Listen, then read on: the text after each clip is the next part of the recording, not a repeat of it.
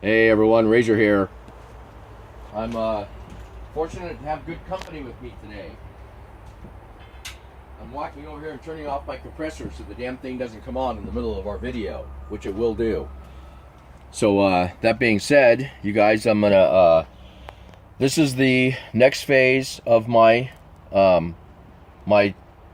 shaper table project, and this is the eccentric that I have to build, and I already went ahead and I cut my material, and this is my slug that I'm going to use.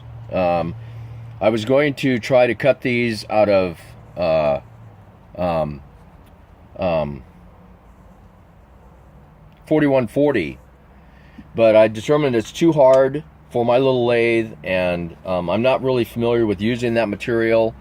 I did attempt it for what it's worth, and here's the piece right here that I attempted to turn, and it looks okay, but you know, it's pretty rough right here, and I wound up taking sandpaper and a file to this side to smooth it out to get it to that finish, and you know, it's okay, but nothing to write home to mom about. So I'm going to wind up using my 1018, and this would be fine for what it is, because all this thing does is it adjusts the elevation of my pieces that I've already made, that I'll show you here. My cameraman will spin around here and show you my progress here. And as you can see, I have 4 of these. I only need 3, but like I explained earlier, this one is just a hair bit too big. That wait a minute, which one is it? It is this one. This is the one that's too big. So these are the 3 good parts right here. So anyway, but this is the first phase, making these, because they hold the bearing, and now this is the eccentric that I'm going to make. Press fits onto here, or a slight, you know, interference fit, let's just call it. Because I'm going to wind up putting a snap ring or a screw or whatever on the backside to hold this thing, so my actual shaft section doesn't walk out of this bearing here. And so anyway, that being said, you can see all my little tools here that I have laid out to help me to align all these things and get everything set up. My snap gauge for the center to the bore sizes, I've used it on this as well. So I've used this one and my smaller mic in order to get my numbers that I was looking for. And my depth gauges, first time I've used my depth gauges in any of my projects, and this is kind of cool to play with those. The only thing I don't like about these is I wish it had a lock of some sort, that once you zero it in to wherever your depth might be, that you could lock it in the same manner that you can lock these. I mean, here's the lock on the mic, and then other mics, the Starretts, I believe, have a little lock right here on the base of the barrel. But hey, I still figured it out. I'm within 0.02 of the depth on each one of these, so I figure, you know, that's good enough for anything that comes out of my shop. So anyway, now is what we're going to do is we're going to spin around and show you this aspect of my eccentric pin.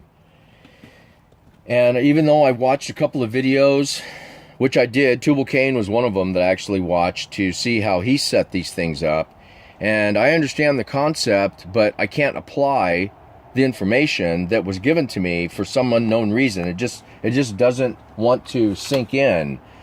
So I had to do this my way, so to speak, in figuring this stuff out.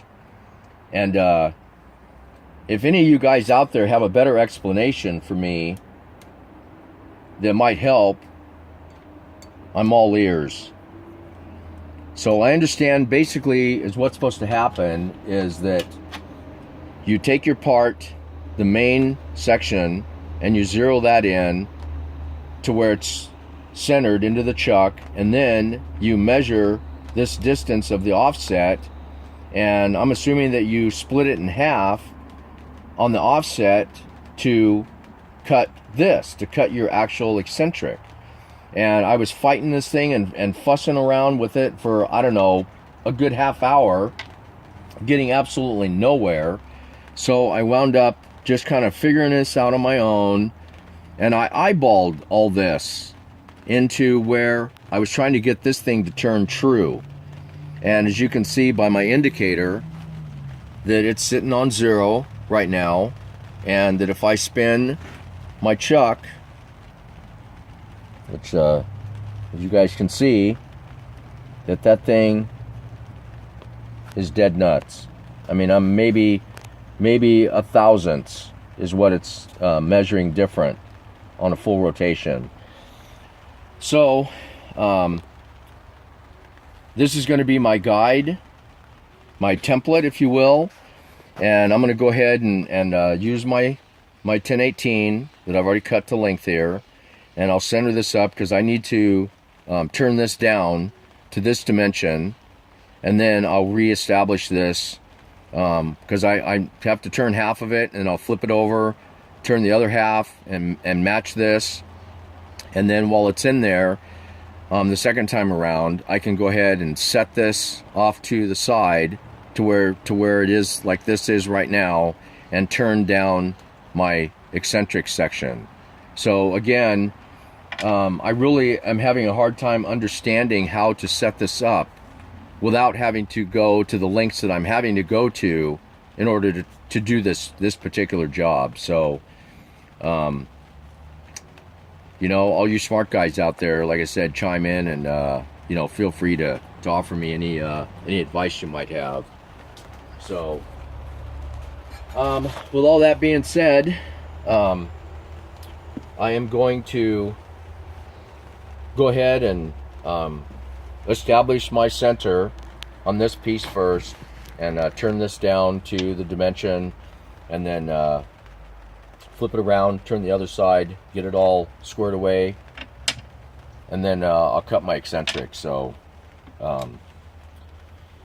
you guys have you know, have seen 1,000 guys set up 1,000 parts before, so you don't need to see me do that. But it's just interesting how I got this thing to line up to where I could actually indicate it, and I sighted it in.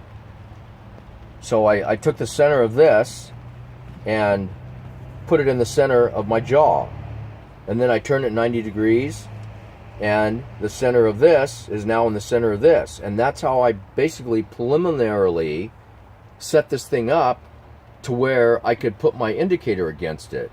And then once I did that, then I only had to move it, 10 thousandths plus or minus one way or the other to actually zero that thing in. So now I know that I can actually do this job now. I was having second thoughts as to whether or not I could pull this off. So I figured it out, you guys. That's bottom line. I figured it out. So I will bring you back when the time comes, when I get ready to cut the eccentric, and I'll show you guys my setup, and we'll give it a go together on camera, and hopefully this will work. So I just keep my fingers crossed, you guys, and wish me luck. So until then, thank you guys for hanging out with me again, and you know where the subscribe button is.